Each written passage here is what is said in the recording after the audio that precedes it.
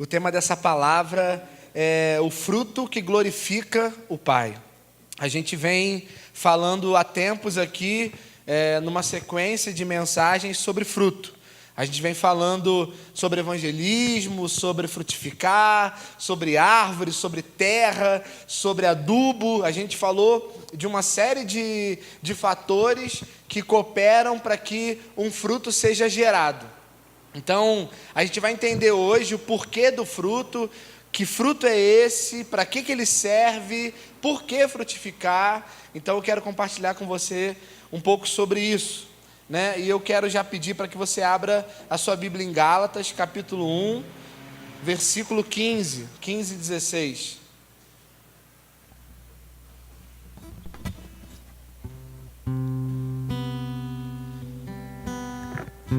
A gente precisa entender que reforma tem a ver unicamente com a pessoa de Cristo em seu pleno conhecimento, né? Sendo Ele a medida que nós precisamos alcançar, Ele é o único modelo, Ele é a única coisa que nós precisamos reproduzir. Então, como verdadeiro fruto de justiça que o Pai quer receber e que as gerações necessitam comer. Então, a gente precisa entender que essa reforma que nós tanto falamos tem a ver com Cristo, com o pleno conhecimento de quem Ele é. Então, Deus primeiro vem e edifica, e depois nós vamos e manifestamos. Muita gente fala, não, nós precisamos manifestar o reino. Na verdade, o reino já foi manifesto em Jesus. Jesus veio e manifestou, precisamos estabelecer o reino, né? A gente fala assim, a gente tem que estabelecer o reino de Deus nessa cidade, estabelecer o reino de Deus na terra. Não, o reino já foi estabelecido através de Jesus. Ele veio e se estabeleceu. Esse reino se estabeleceu. Agora nós precisamos manifestar aquilo que Ele estabeleceu. Ele estabeleceu algo dentro de mim, dentro de você, e somos nós que agora vamos manifestar isso. Ou seja, aquilo que nós temos e recebemos, nós vamos expressar. Então, Deus vem, estabelece. Nós vamos e manifestamos. Amém? Gálatas 1, versículo 15, diz assim: quando, porém, ao que me separou antes de eu nascer, me chamou pela sua graça, aprove revelar o seu Filho em mim, para que eu pregasse entre os gentios. Então, irmãos, assim, não há para onde correr. Nós fomos chamados para um propósito e uma missão: pregar as boas novas. Nós temos e precisamos que anunciar essas boas novas. E às vezes é muito difícil isso. Então nós precisamos entender que isso é um processo, e que nesse processo nós precisamos nos entregar. Esses dias eu estava assistindo o vídeo de um amigo, ele é bem conhecido aí na cidade, Rômulo PQD. Ele salta, de paraquedas, ele faz muito voo de parapente, voo duplo. E é interessante que o momento da decolagem, seja no parapente ou o momento do salto na hora do paraquedas, ele é um momento que a pessoa, ela não pode ser muito boa da cabeça, ela não pode raciocinar muito. Porque se ela ficar fazendo muita conta, pensando em muita consequência, ela não vai. Eu não sei, alguém aqui já saltou de paraquedas ou parapente? Não? Eu também não. Eu tenho vontade. Depois que eu tive filho, eu fiquei com medo, mas eu tenho vontade. Mas eu fico imaginando, você está na porta de um avião e você vai pular, você está prestes a pular. E aí você pode pensar que vou pular e vou me divertir, vai ser um voo sensacional, eu vou aproveitar, tirar muitas fotos e etc, etc. Ou você pode pensar que, e se o paraquedas falhar? Se não abrir o reserva?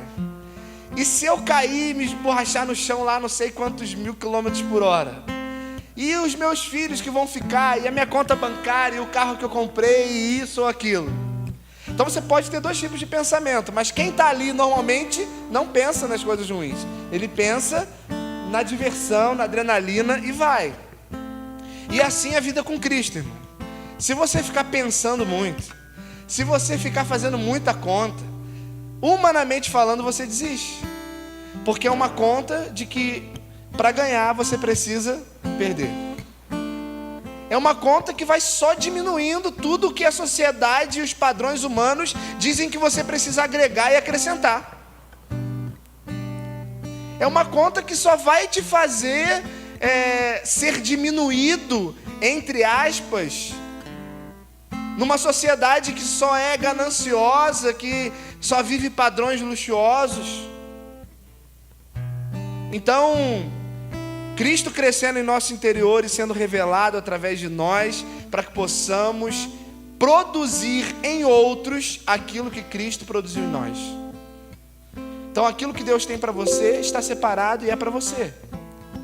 Agora, basta você saber fazer, saber utilizar aquilo que Ele já colocou dentro de você. Amém? Então, o fruto que glorifica o Pai, né? A extensão, o avanço multigeracional do reino de Deus, eles estão ligados ao fruto que produzimos. Então, a extensão, ou seja, o quanto eu prego e o quanto essa mensagem é perpetuada, isso está ligado ao fruto que a gente produz.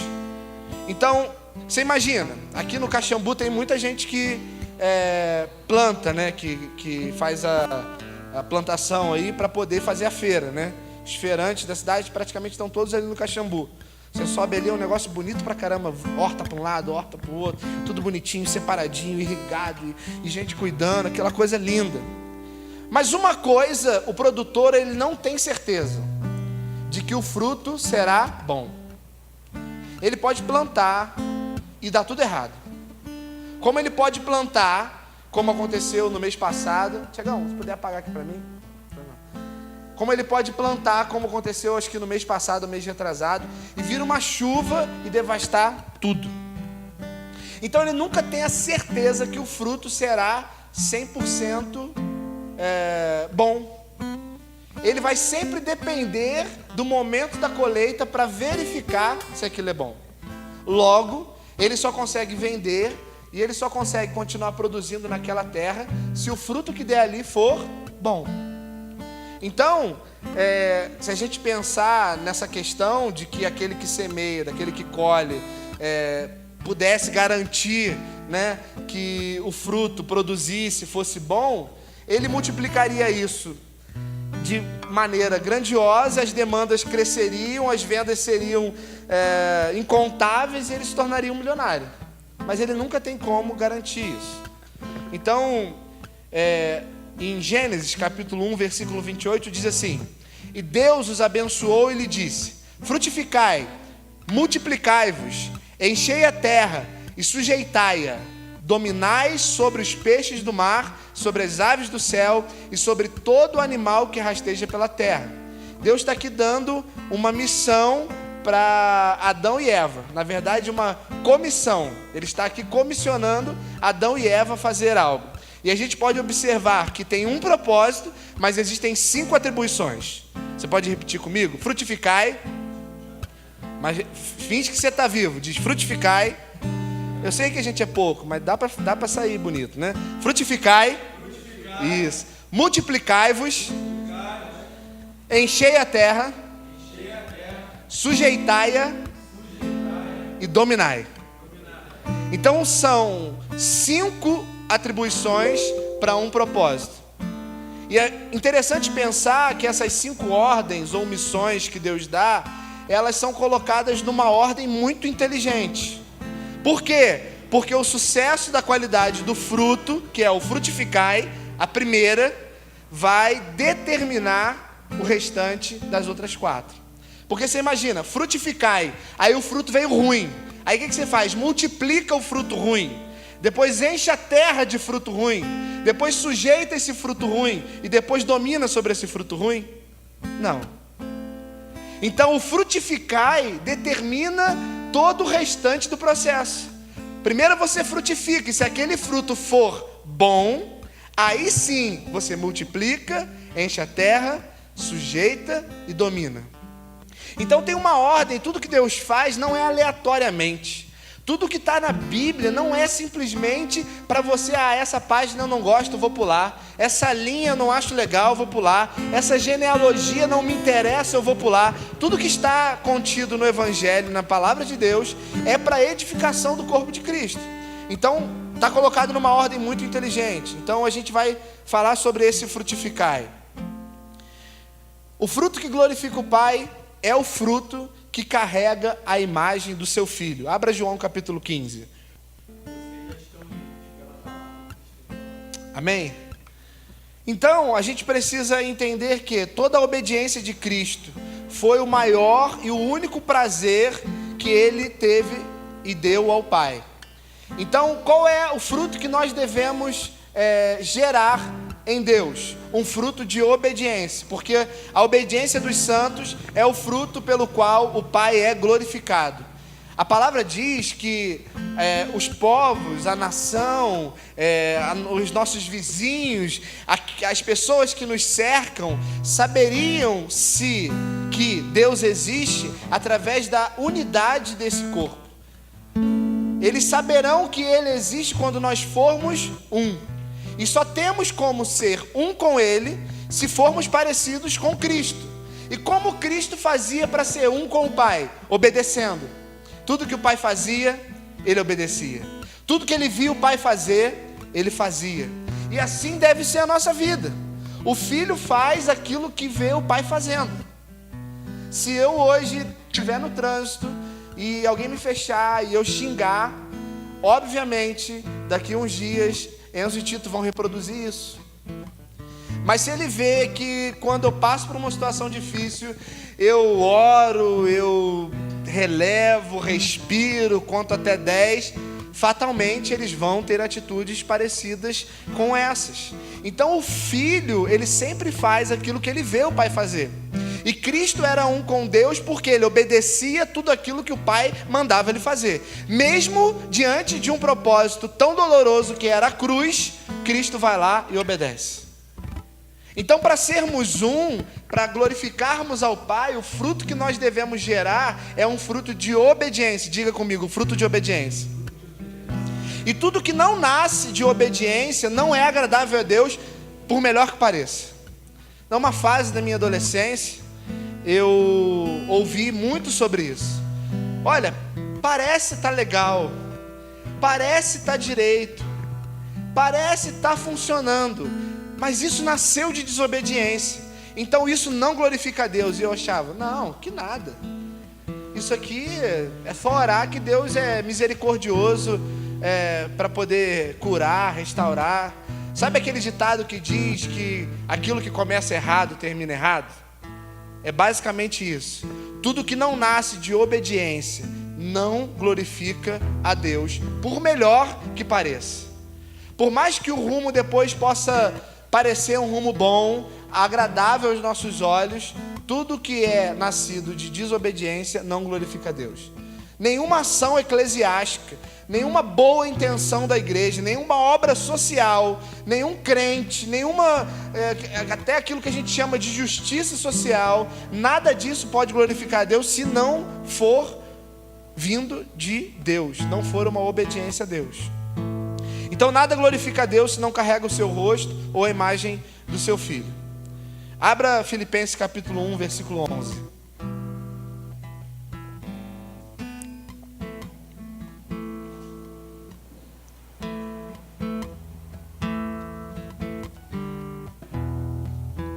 Cheio do fruto da justiça, o qual é mediante Jesus Cristo, para a glória e louvor de Deus. Colossenses capítulo 1, versículo 5. Por causa da esperança que vos está preparada nos céus, da qual antes ouvistes pela palavra da verdade do Evangelho, que chegou até vós, como também em todo o mundo está produzindo fruto e crescendo. Tal acontece entre vós, desde o dia em que ouvistes e entendestes a graça de Deus na verdade. Então, pensa comigo, aqui em Colossenses capítulo 1, versículo 5, a parte B diz assim, que chegou até vós, como também em todo mundo está produzindo fruto e crescendo. Tal acontece entre vós. Então, a ordem divina, ela é de frutificar. E ela era possível, por exemplo, para Adão e Eva. Tinha uma palavra sobre eles. Olha, vocês podem glorificar, vocês podem frutificar, porque eu fiz vocês férteis. Eu fiz vocês para que vocês possam frutificar. E esse dia eu estava ouvindo uma palavra e aquilo mexeu comigo, porque você vai ver em toda a Bíblia Deus operando milagres sobre mulheres estéreis. E uma mulher estéril é diferente de uma mulher... como é que é o nome? Porque a mulher estéril, ela não tem possibilidade de gerar nenhuma. Agora, existem mulheres que só têm dificuldade de gerar. E às vezes a gente se coloca como estéril apenas por termos dificuldade de gerar. Tem mulher que tem dificuldade, faz um tratamento, um acompanhamento e consegue. Ou tenta um pouco a mais e consegue. Às vezes ela tem uma dificuldade, mas ela tem possibilidade. E aí Deus vai mostrar pra gente pessoas totalmente, mulheres totalmente estéreis, ou seja, que não tem possibilidade alguma diante dos homens de gerar. E Deus opera um milagre sobre essas pessoas. Então a gente precisa fazer uma análise fria de quem nós somos. Porque até mesmo aquele que não tem possibilidade de gerar, diante de Deus, ele pode operar um milagre para que um fruto seja gerado através de nós, amém? Vira para a pessoa que está do seu lado e diz assim: você foi feito para gerar. Amém? Glória a Deus. Então quando Deus nos diz que quer algo de nós, é porque antes Ele já colocou isso no nosso interior. Quando Deus te ordena fazer alguma coisa, é porque antes Ele já preparou o caminho para que você pudesse trilhar nesse lugar. Então é precisamente por isso que os frutos de justiça que Ele colocou dentro de nós, nós devemos colocar para fora. Quando nós fazemos uma ação, assim como o Tiago faz, o Pedras Fala, você acha que foi uma ideia do Tiago? Não, Deus já tinha colocado isso dentro dele. Deus já tinha gerado nele. Talvez antes do fruto, antes do ventre da mãe, Deus já tinha colocado e preparado algo dentro dele. O Pedras é só uma expressão daquilo que já está dentro. Ou quando nós nos juntamos aqui para uma ação social, vamos ajudar as crianças do Ana Mohamed, vamos fazer uma arrecadação de chocolate para Páscoa, vamos fazer uma arrecadação de brinquedo para o Natal. Isso tudo deve ser sempre uma expressão daquilo que Deus já gerou dentro de nós. E é por isso que a gente precisa entender que toda a transformação do Evangelho é de dentro para fora. Diga comigo, de dentro para fora.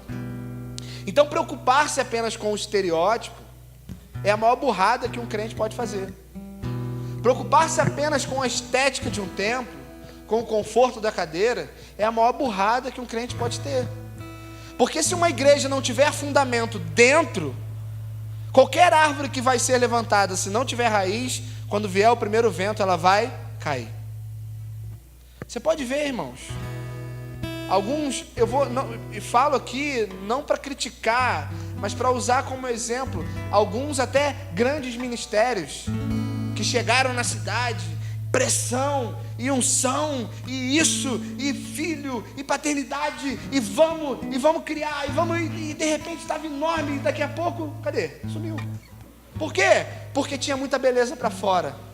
Tinha um tronco muito grosso, tinha muita folha, queria mostrar muito fruto, mas não tinha raiz. E toda árvore sem raiz, ela fica frágil. E toda árvore frágil cai. Em São Paulo agora, 2 semanas, teve uma chuva forte, algumas árvores caíram e estão acusando lá o pessoal da manutenção de não terem cuidado. E aí um especialista estava falando, com certeza é falta de cuidado, porque nenhuma árvore cai dessa maneira se estiver sendo bem cuidada. Uma árvore forte, ela pode até quebra um galho, quebra um pedaço, quebra metade, mas arrancar na raiz é só se a raiz estiver fraca, é só se a raiz não estiver fundada. E os nossos fundamentos é o que vão sustentar aquilo que está para fora. Então pense, se você tem fundamento e tem raiz, não tem problema crescer. Quando você tem fundamento e tem raiz, naturalmente aquilo que vem para fora vai chamar muita atenção. Se você for embora agora, talvez você não vai ver porque é de noite, mas se você passar aqui de dia na Rua Tereza, na altura ali do 608, logo depois você passa na antiga Dona Isabel, um pouco antes, tem um coqueiro, que ele deve ter, não sei nem se é um coqueiro, uma palmeira, como é que chama aquilo, deve ter, sem brincadeira, uns 45 metros de altura, é muito grande, muito grande. E eu morava num prédio na frente, todo dia eu olhava, quando eu abria a varanda, era a primeira coisa que eu olhava, e quando tinha ventania, eu sempre dava uma olhadinha na varanda para ver se ele ainda estava de pé, porque eu sempre imaginava assim, o dia que isso cair, isso vai fazer um estrago, porque é muito grande, isso vai bater e vai quebrar um monte de coisa, vai derrubar um monte de poste. E às vezes eu ia lá para fora no momento de ventania, olhava, ele estava lá assim, ele até se mexia, mas sempre se mantinha firme. Porque tem uma raiz bem fincada no solo. Tem uma raiz bem alimentada. Então toda beleza, toda grandeza é sustentada por aquilo que está oculto. Então produtividade e fidelidade andam de mão dadas. Então não existe nada pior do que você viver uma vida inteira e perceber que no final aquilo que você produziu não foi fiel nem exato àquilo que Deus desejava. Isso é uma coisa ruim, porque tem gente que pensa que o ruim é não fazer nada. Pior do que não fazer nada é fazer aquilo que Deus não aprova. Pior do que não fazer nada é fazer aquilo que Deus não aprova. Então, as nossas vidas elas têm um padrão. A nossa vida tem uma medida a ser alcançada. E essa medida é a imagem do seu filho, amém? Amém, irmãos? Então fidelidade tem a ver com exatidão. E exatidão tem a ver com a medida da responsabilidade delegada. Diga comigo, fidelidade tem a ver com exatidão. E exatidão tem a ver com a medida da responsabilidade delegada. João 17, versículo 4 diz assim: eu te glorifiquei na terra, consumando a obra que me confiaste. Hebreus capítulo 3, versículo 1 ao 6 diz assim: considerai atentamente o apóstolo e sumo sacerdote da nossa confissão, Cristo Jesus, o qual é fiel àquele que o constituiu, como também era Moisés em toda a casa de Deus. Moisés era fiel em toda a casa de Deus como servo, para testemunho das coisas que haviam de ser anunciadas. Cristo, porém, como filho em sua casa, a qual casa somos nós. Então pensa comigo, se a gente receber um pedido: João, traz para mim 1 metro de tecido. E aí você sai daqui, vai lá na avenida, bate na Leotex, vai na Formigão, vai na Iquinha, você roda as lojas de malha toda aí, e eu falo assim: eu quero 1 metro de tecido de linho, e dou uma especificação. Aí você sai, você roda, não acha em nenhuma. Na última que você for, o cara fala assim: olha, eu tenho aqui, não tem 1 metro, eu tenho 99 centímetros. É exato? Você traria 99 centímetros? João, traz 1 metro, só tem 99 centímetros, você traria? Traria. Traria, Jesus? Depende. Preciso fazer um trabalho, preciso costurar uma peça, preciso de 1 metro desse tecido. 99 centímetros, você traria? Não traria? Melhor não fazer? Então, exatidão tem a ver com integridade. Se você traz 99 centímetros, você até tentou solucionar o problema, mas aquilo não foi exato. Se 1 metro foi determinado, então 1 metro precisa chegar até nós. O problema é que a gente vive a vida em Cristo assim: eu me dou por inteiro, e aí quando chega na hora do dízimo e da oferta, isso eu não consigo entregar. Eu me dou por inteiro, aí um morador de rua te pede a mão, ajuda, e você não pode parar. Eu me dou por inteiro, e aí um irmão precisa de doação de sangue no Hospital Santa Teresa, e você não pode ir lá doar o seu sangue, porque você tem medo de agulha.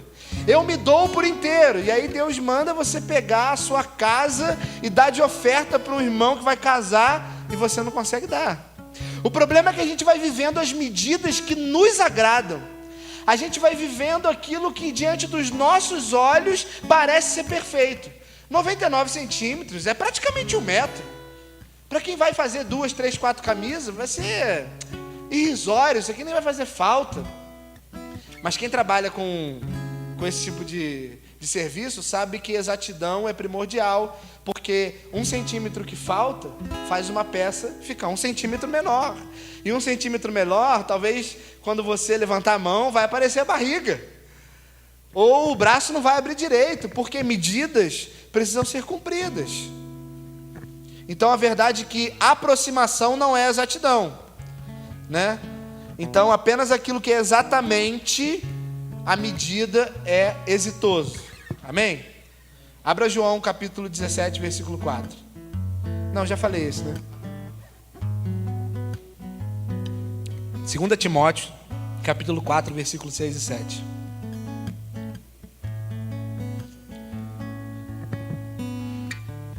O Senhor Jesus deu a medida perfeita, a medida exata. E esse ato é entendido como obediência perfeita. Jesus não curou todos, mas levou sobre si a enfermidade de todos.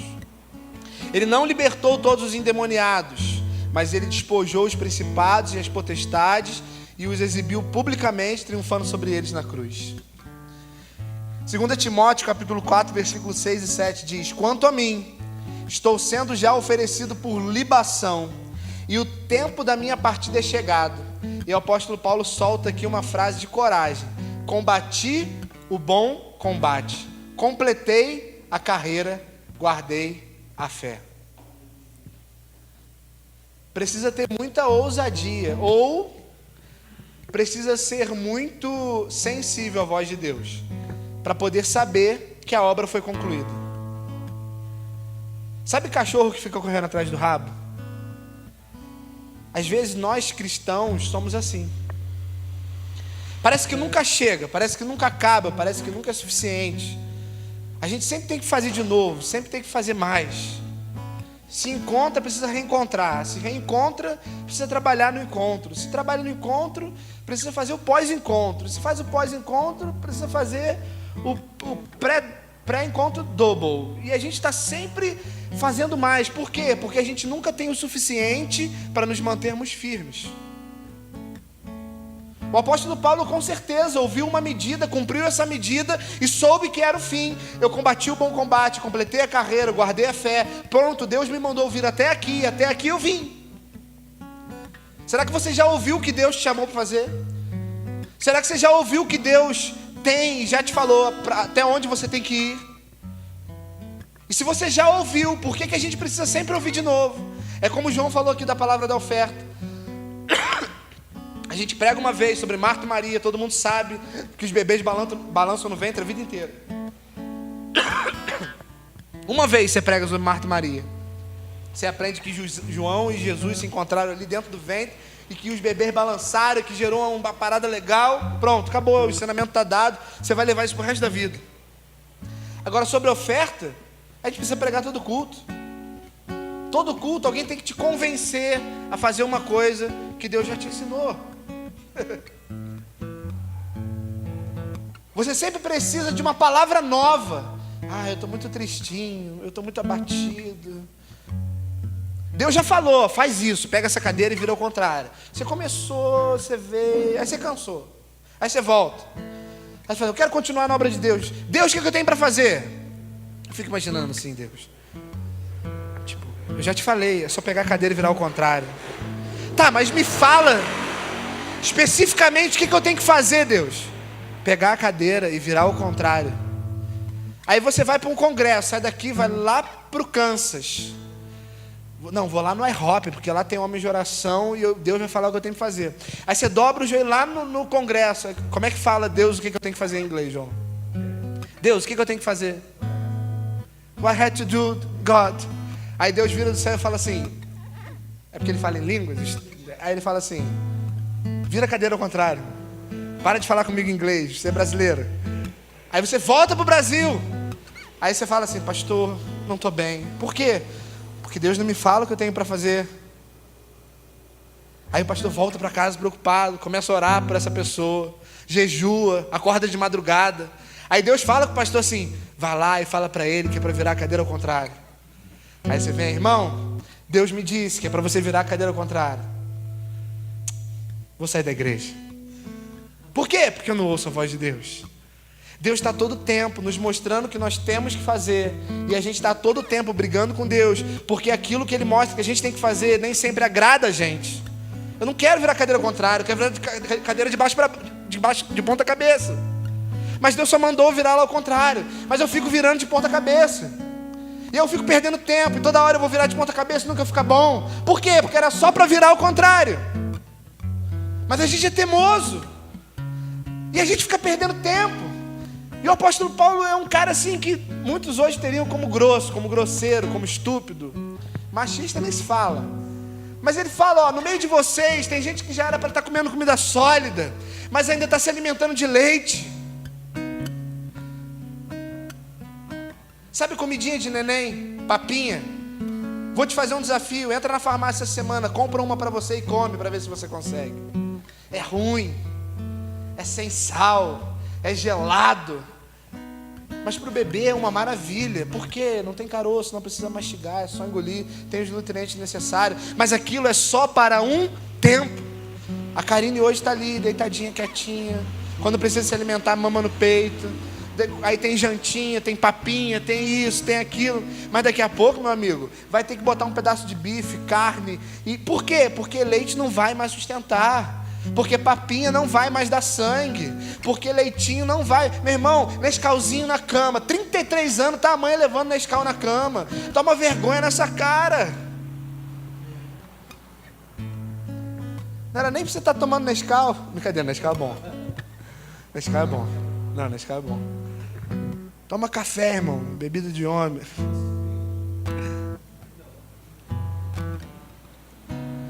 Então, para a gente alcançar êxito, segundo Deus, é prioridade não fazer uma boa obra para Deus, mas ter uma clara revelação da medida que é o modelo ou desenho a alcançar, amém? Efésios capítulo 4, versículo 13. A medida e o modelo que nós devemos alcançar. Efésios 4, verso 13. Até que todos cheguemos à unidade da fé e do pleno conhecimento do Filho de Deus, à perfeita varolinidade, à medida da estatura da plenitude de Cristo. Irmão, nós não somos perfeitos. E é legal você falar isso. Dá meio que um ar de humildade, né? Ninguém é perfeito. Né? Isso é até uma desculpa boa, né? Quando você erra no trabalho, teu patrão vem, poxa, chefe, sou humano, cara, não consigo ser perfeito. Síndrome de Bruna Carla, né? Você erra com a namorada e você, poxa, amor, não sou perfeito. Você erra com o esposo, com a marido, poxa, amor, não sou perfeito. Isso é legal. Mas a verdade é que nós não somos, mas estamos caminhando para. Porque se estamos buscando alcançar a medida de Cristo, aquele que é o único perfeito, e o que o apóstolo Paulo deixa para nós é essa instrução, que até que todos cheguemos à unidade da fé, ou seja, é sempre coletivo, como eu tenho falado ultimamente, Deus não tem compromisso com pessoas individualistas, Ele tem compromisso com indivíduos pensando no coletivo. Jesus não morreu por você. Essa mensagem é muito legal. Essa mensagem é até impactante. Na hora de você evangelizar, dizer, Jesus morreu por você, Jesus. Alguém falou isso para você, cara? Não? É que o nome dele é Jesus. Imagina, Jesus morreu por você, Jesus. Jesus não morreu pelo Jesus. Jesus morreu pela igreja. A noiva é coletiva. É óbvio que você está inserido nesse contexto. Mas às vezes individualizar a mensagem que é coletiva pode trazer sobre o ego daquela pessoa a máxima de achar que ele é super poderoso. Jesus morreu por mim, então tá de boa. Tem uns irmãos aí que agora pregam a hipergraça. Eu não sei o que é pior. Eu não sei se é melhor os caras continuar pregando teologia da prosperidade ou se pregar hipergraça. Na hipergraça você pode fazer de tudo, irmão. Jesus já consumou e tá show. Eu não preciso viver em santidade, eu não preciso fazer nada, eu não preciso adorar. Não, hipergraça. Hipergraça me salva de qualquer coisa. Eu posso estar lá no pecado, funicando, e pai, e bola, e Jesus volta e eu vou. Entendeu? Hipergraça. Eu não sei o que é pior. Nós não somos perfeitos, mas estamos caminhando para nos parecer com aquele que é perfeito. Estamos avançando para esse lugar. Estamos indo. A nossa medida exata é alcançar a estatura do Cristo corporativo, para manifestar a glória dele nas nações da terra. Mas o problema que nós enfrentamos hoje é, cada um tem a sua medida. cada um transforma a sua medida e essa medida reflete as suas prioridades. A gente já falou aqui milhares de vezes, o irmão quer ir para a África, fazer missões. Deus nunca mandou ele. Nenhuma igreja nunca enviou ele.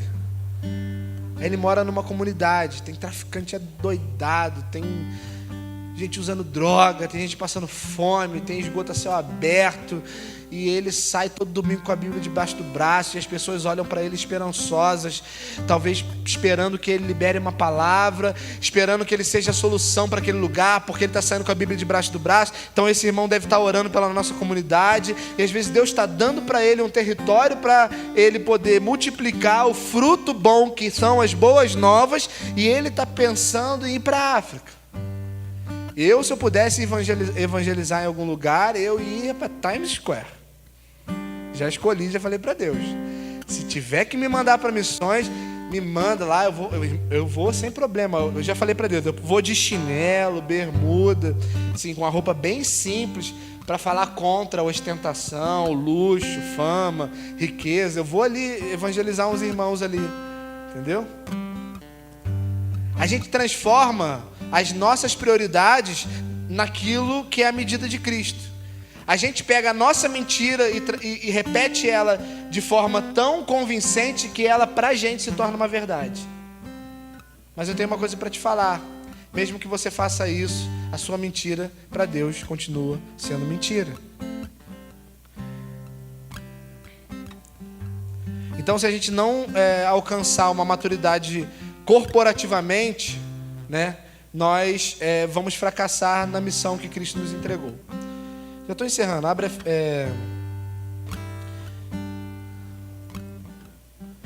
Mateus 6, versículo 10.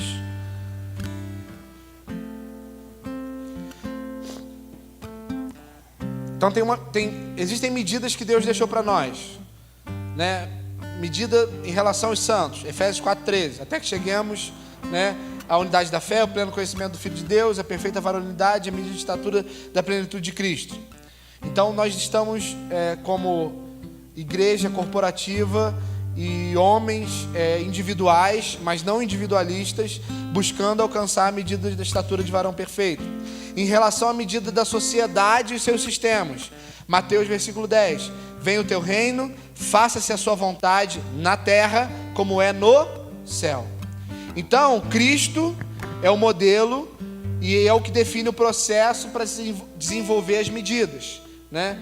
Então, discipulado ele é muito mais do que ensinar, né? Tem discipulado, aí cria uma classe de discipulado, e a gente acha que uma sala de aula 2 horas por semana é discipulado. Não, irmão, o discipulado não é feito em sala de aula. Uma sala de aula pode cooperar para um discipulado, mas o discipulado ele é muito mais do que 2 horas numa sala de aula. Discipulado é manifestar o Cristo do nosso interior a outras pessoas. Então, para ter discipulado, você vai ter que gastar o seu dinheiro, gastar o seu tempo, você vai ter que gastar o seu ouvido para ouvir muita coisa. Discipulado é andar junto, e isso custa muito. Então, apesar da salvação ser de graça, o discipulado vai custar tudo para você.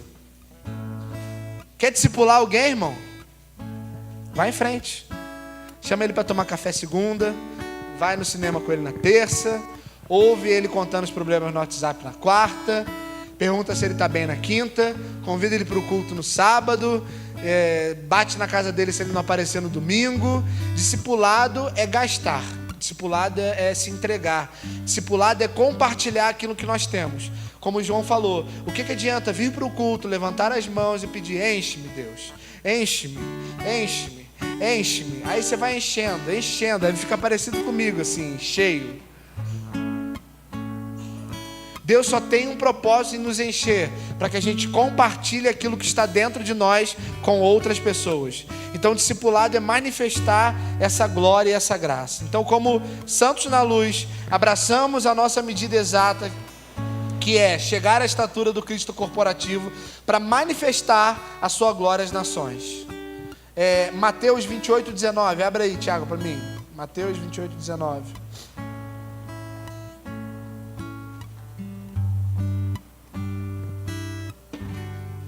Portanto, vão e façam discípulos de todas as nações, batizando-os em nome do Pai, do Filho e do Espírito Santo.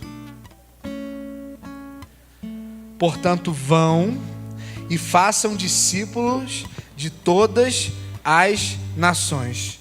Então Deus estabeleceu uma ordem sobre a nossa responsabilidade para as nações.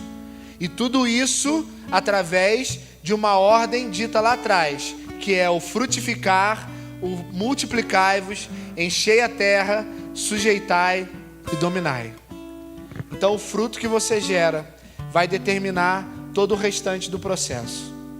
Que tipo de fruto que você está gerando? Será que você já tem pelo menos uma raiz estabelecida? Para que Deus dê crescimento sobre a tua vida? Se Deus já te deu uma raiz e já te deu um crescimento, por que então não há frutos? Jesus explica que nós somos como os ramos ligados à árvore. Se esse ramo não está dando fruto, alguém precisa ir lá e precisa raspar e precisa limpar para que ele possa dar fruto. Ele está ligado em Deus assim como nós estamos ligados nele. Se estamos ligados nele, se vivemos uma vida de obediência nele, com ele, então os frutos virão e esses frutos serão saudáveis. E esses frutos crescerão e desses frutos mais frutos virão. Porque um novo fruto depende do fruto para poder nascer. Porque é através da semente que há dentro do fruto que uma nova árvore pode ser plantada. Se você tem um fruto, não coma de todo o fruto. Não coma a semente do fruto. Porque a semente gera outra árvore geram milhares de outros frutos. E esses milhares de outros frutos vão gerar mais milhares de outras árvores e mais milhares de outros, mais milhões de outros frutos. O problema é que a gente é egoísta.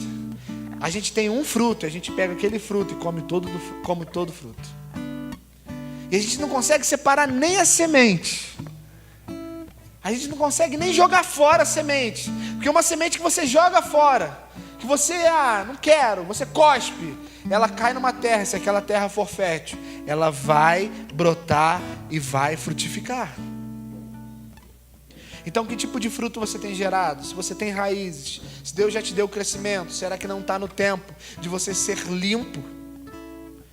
De você ser raspado, e às vezes raspar dói, raspar é sacrificial, mas quando esse ramo é limpo, o fruto vem. Quem é você fora dessa porta? Quem é você no seu trabalho? Quem é você na sua rede social? Porque hoje a rede social praticamente é um ambiente, né? A gente cita escola, faculdade, trabalho. A rede social também é um ambiente.